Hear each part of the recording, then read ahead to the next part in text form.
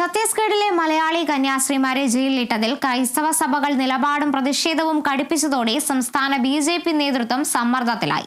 സഭാ നേതൃത്വത്തെ അനുനയിപ്പിക്കാൻ ബി.ജെ.പി. നീക്കം തുടങ്ങി.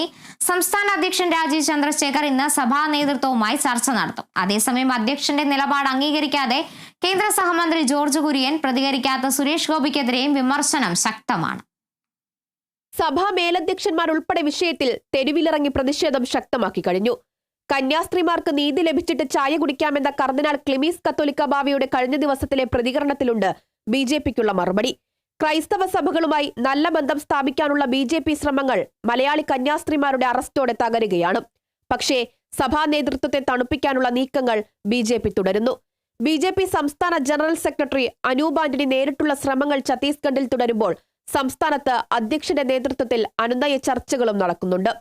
ഇന്ന് രാത്രി കൊച്ചിയിൽ Rajeev Chandrasekhar major archbishop Raphael തട്ടലുമായും നാളെ രാവിലെ CBCA അധ്യക്ഷൻ മാർ ആൻഡ്രൂസ് താഴത്തിനെയും കാണും. കോൺഗ്രസും ഇടതുപക്ഷവും നടത്തുന്നത് വെറും നാടകവും അവസരവാദ രാഷ്ട്രീയവുമാണെന്ന് പറഞ്ഞ ബി.ജെ.പി. അധ്യക്ഷൻ വിഷയത്തിൽ ബി.ജെ.പി. ക്രൈസ്തവർക്കൊപ്പമുണ്ടാകുമെന്ന് ഉറപ്പു നൽകി കഴിഞ്ഞു.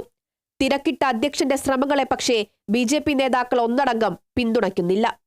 നടപടികൾ പൂർത്തിയാക്കാതെ ഒരു ജാമ്യാപേക്ഷ സമർപ്പിക്കുകയും അത് തള്ളുകയാണ് ആദ്യത്തെ നടപടി. ലൂർദ് മാതാവിന് സ്വർണ്ണക്കിരീടം നൽകിപ്പോയ സുരേഷ് ഗോപിയുടെ പ്രതികരണം ഉണ്ടാകാത്തതിലാണ് മറുപക്ഷം വിമർശനമുയർത്തുന്നത്.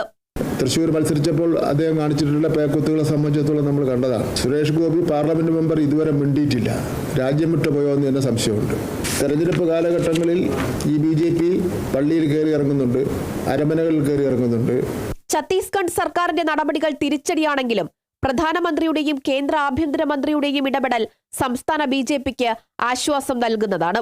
Kerala vision news, Thiruvananthapuram.